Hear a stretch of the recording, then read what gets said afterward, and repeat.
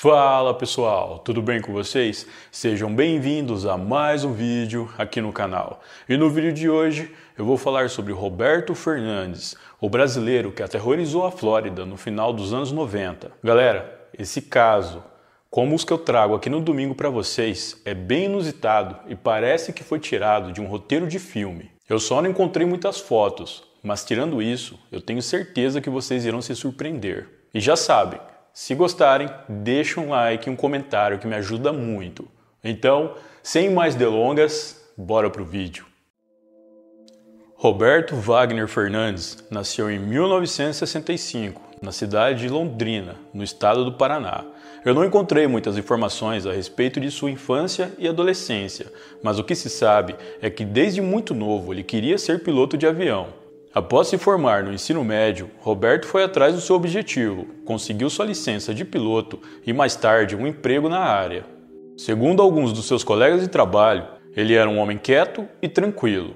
Mais tarde, na década de 80, Roberto conheceu Daniele Amaral Bolsas. Os dois começaram a namorar e em 1989 eles se casaram. Devido ao casamento, Daniele adquiriu o sobrenome de Roberto e passou a ser conhecida como Daniele Bolsas Fernandes.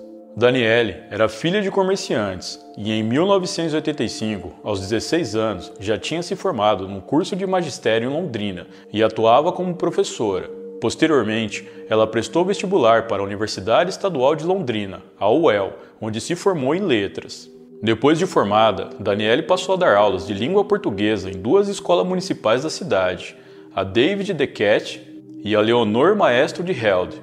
É dito que ela era uma professora atenciosa e adorada por seus alunos. O seu casamento com Roberto parecia ir bem e, aos olhos de terceiros, era uma relação normal. Em 1991, 2 anos após o casamento, Daniele ficou grávida e deu à luz a uma menina. A gravidez, no entanto, acabou agravando um problema no rim que ela tinha. Devido a isso, a sua saúde foi ficando fragilizada e a rotina dela em dar aulas se tornou pesada. Ela então foi transferida para trabalhar na Biblioteca Pública Municipal de Londrina, onde passou a desempenhar uma função que não exigia muito dela. Roberto e Daniele moravam em um apartamento no edifício Regina Isabel, localizado no centro de Londrina. Esse apartamento foi o cenário de um crime que chocou os moradores do edifício. Na madrugada do dia 18 de novembro de 1996, vizinhos do casal ouviram barulhos de disparos vindo do apartamento deles. Rapidamente, o porteiro do prédio foi notificado. O homem então foi em direção ao elevador para subir até o local e averiguar o que estava acontecendo. Mas assim que ele se aproximou do elevador, deu de cara com Roberto, que já havia descido. Segundo o porteiro, Roberto estava com a filha de 5 anos no colo e parecia estar com pressa. Roberto pediu para que o porteiro abrisse o portão da garagem do prédio e, na sequência, se evadiu do local em um veículo Toyota Passeio Preto, levando a filha junto. Após isso, o porteiro correu em direção ao elevador e subiu até o apartamento de onde os vizinhos disseram ter ouvido os disparos. Ao chegar no andar em que fica o apartamento, o porteiro se encontrou com uma das vizinhas do casal. Os dois, ao perceberem que a porta do apartamento estava destrancada, decidiram entrar. Dentro do apartamento, eles foram até o quarto do casal. A porta estava fechada e havia sangue na maçaneta. Nesse momento, eles sentiram que havia algo muito errado e, ao entrarem no quarto, se depararam com Daniele caída no chão. A mulher estava muito ferida. Ela havia tomado 2 tiros, um no abdômen e outro na região do tórax. O porteiro, juntamente com a vizinha, ligaram para o socorro. A mãe de Roberto chegou ao local e tentou ajudar Daniele. Poucos minutos depois, o socorro chegou. Eles fizeram o possível para salvar Daniele, mas infelizmente ela não resistiu aos ferimentos, vindo a falecer às 1h50 da madrugada. Como se tratava de um crime, peritos do Instituto de Criminalística tiveram que lacrar o apartamento. Em uma varredura feita pelo local, eles encontraram uma pistola Taurus .380, 2 garrafas de bebidas alcoólicas vazias e lençóis com sangue. Ao verificarem a procedência da arma, descobriram que ela não tinha registro. O delegado responsável pelo caso na época disse que havia indícios de luta corporal no local do crime, pois tinha vários objetos caídos e móveis revirados, além de ter respingos e manchas de sangue em alguns cômodos do apartamento. Uma vizinha que morava no apartamento de cima do casal disse durante o depoimento que sentiu uma vibração na parede, como se alguém tivesse jogado um objeto em algum dos apartamentos vizinhos. Ela relatou que foi até a janela e viu várias pessoas do prédio vizinho olhando em direção ao seu edifício. Naquele momento, ela disse que sentiu um cheiro forte de álcool e, na sequência, ouviu Daniele gritar pelo nome do marido, que teria dito para ela se acalmar. Após isso, ela ainda ouviu Daniele chamar por mais 2 outros nomes, antes de ser baleada. Outros vizinhos chegaram a prestar depoimento à polícia. Eles disseram que o casal aparentava ter um relacionamento normal e que jamais imaginariam que algo desse tipo aconteceria por ali. Daniele foi descrita pelos vizinhos como uma mulher simpática e que tinha muito zelo pela filha. Roberto foi descrito como um homem educado e tranquilo, acima de qualquer suspeita. Na tarde do dia 21 de novembro de 1996, 3 dias após o crime, Roberto Fernandes se apresentou na delegacia acompanhado do seu advogado. Em seu depoimento, ele alegou que estava deitado no quarto, quando Daniele entrou armada com uma pistola e o ameaçou de morte. Ele disse que os dois começaram a discutir. Posteriormente, eles entraram em luta corporal e ele conseguiu tirar a arma da mão da esposa, efetuando 6 disparos na sequência, cujos 2 a atingiram. Ele disse ainda que agiu em legítima defesa e que o motivo da briga foi devido a uma alegação de uma prostituta chamada Solange, que exigia dinheiro dele por um programa realizado em 27 de setembro. Ele alegou também que fugiu do local com sua filha por medo, mas que mandou sua mãe até o apartamento para que ela ajudasse sua esposa. Após essas declarações, Roberto Fernandes foi liberado para responder pelo crime em liberdade até a data do seu julgamento.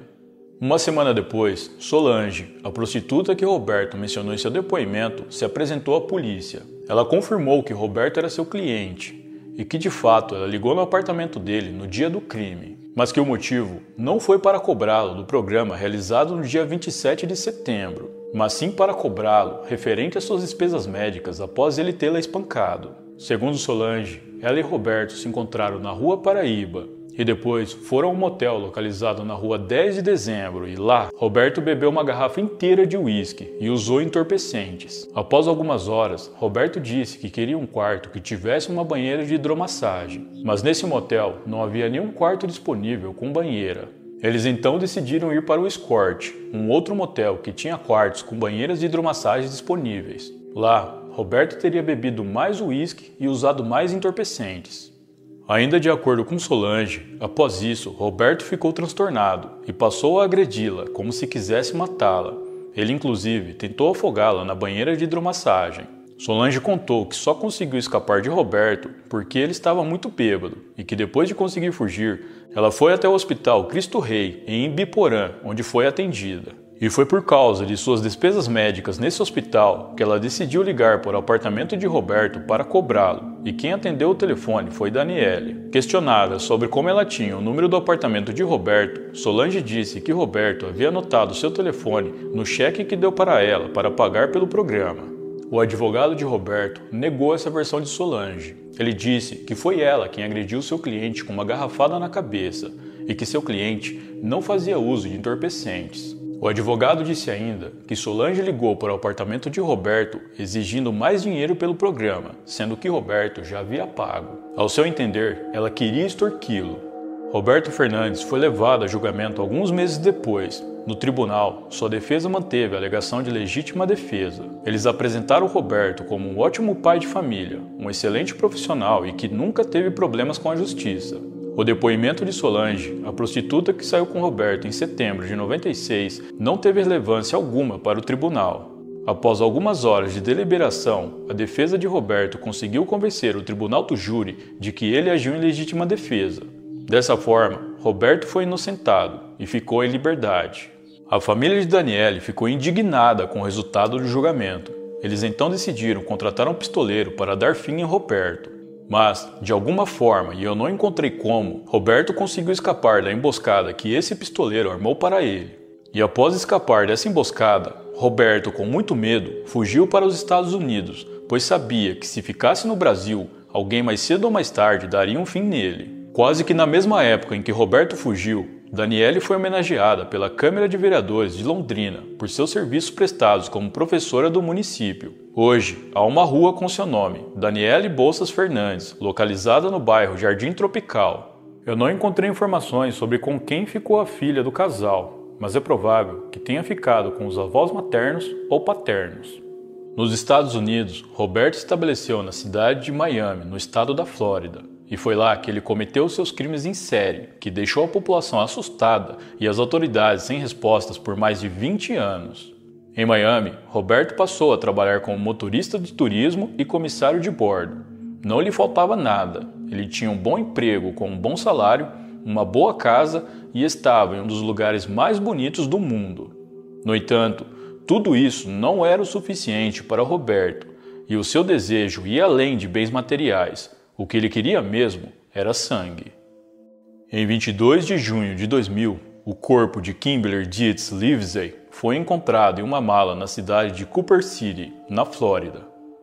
Ela era uma prostituta de 35 anos e a polícia concluiu que ela foi espancada até a morte.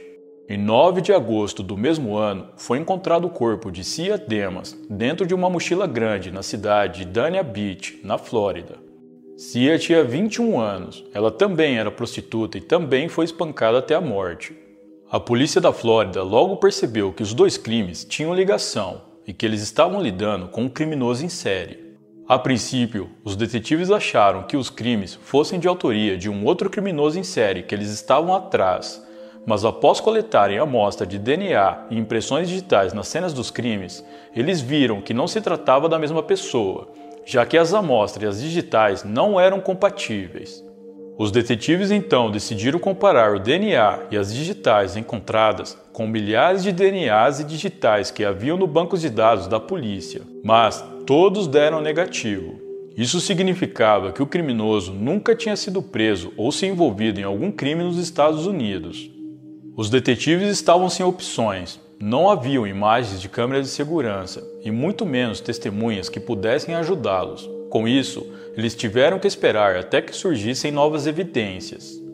Em 30 de agosto de 2001, foi encontrado o corpo de Jessica Good boiando na Baía de Biscayne, na Flórida. Ela tinha 24 anos e, assim como as outras vítimas, ela também era prostituta. A causa da morte dela, no entanto, era diferente das demais vítimas. De acordo com o relatório policial da época, haviam inúmeras perfurações em seu corpo causadas por um objeto pontiagudo e com lâmina, provavelmente uma faca. Uma coisa que os policiais notaram era que, além das 3 vítimas serem prostitutas, elas também eram dependentes químicas. Para eles, elas estavam nessa vida justamente para sustentarem o vício. Os detetives foram rapidamente até um amigo de Jéssica, a última e mais recente vítima encontrada. O homem disse que na noite em que ela desapareceu, ela o avisou que iria se encontrar com um homem branco latino. Logo após esse crime, Roberto Fernandes voltou para o Brasil, o que dificultou para que as autoridades americanas chegassem até ele. Algumas fontes afirmam que ele já era tido como suspeito pela polícia e voltou para o Brasil justamente para fugir. A polícia da Flórida já tinha o DNA e as digitais dele, que foram colhidos nas cenas dos crimes. Então, se o pegassem e fizessem uma checagem, ele seria preso imediatamente. No Brasil, entre os anos de 2001 a 2005, Roberto Fernandes continuou com seus crimes. Não se sabe se ele chegou a tirar vida de alguém nesse período, mas inúmeras mulheres foram até delegacias em regiões diferentes e o denunciaram por abuso e agressão. Bom, devido ao histórico de Roberto, é muito provável que ele tenha feito vítimas fatais no Brasil nesse período. Se ele foi capaz de fazer isso nos Estados Unidos, cujas leis são mais rígidas, imagine o que ele era capaz de fazer no Brasil, cujas leis são mais brandas. Ainda mais pelo fato que ele se livrou do crime que matou a própria esposa alegando legítima defesa.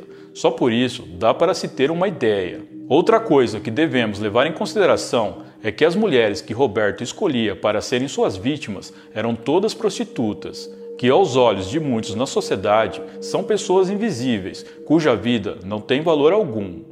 Roberto era esperto e, sabendo disso, ele traçou um perfil de vítimas do qual pudesse fazer o que quisesse sem ser incomodado por um bom tempo. Levando esses fatores em consideração, podemos dizer que o Roberto tenha sim tirado a vida de outras mulheres no Brasil. Mas para isso ser confirmado, teria que se fazer o levantamento de mulheres desaparecidas ou encontradas sem vida entre os anos de 2001 e 2005, na região em que Roberto estava morando. Eu creio que se a polícia investigar, é muito provável que consiga ligar Roberto a algum desses crimes. Voltando ao caso, após inúmeras denúncias feitas por mulheres contra Roberto, A polícia foi atrás dele para que ele prestasse esclarecimentos. Ao perceber que o cerco estava se fechando e que era só uma questão de tempo até ser preso, Roberto fugiu novamente. Dessa vez, ele foi para o Paraguai. Em 11 de dezembro de 2005, Roberto Fernandes morreu após o avião em que pilotava no Paraguai cair perto da fronteira com a Argentina. Os seus restos mortais foram trazidos para o Brasil e enterrados no Cemitério Municipal São Pedro, em Londrina, mesmo cemitério em que está enterrada Daniele Bolsas Fernandes, a esposa de Roberto, que lhe tirou a vida em 1996.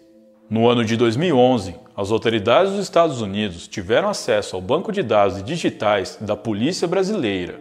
Com isso, eles encontraram a combinação entre as digitais colhidas nos 3 crimes que ocorreram na Flórida com as digitais de Roberto Fernandes, colhidas pela Polícia Brasileira quando ele tirou a vida da esposa.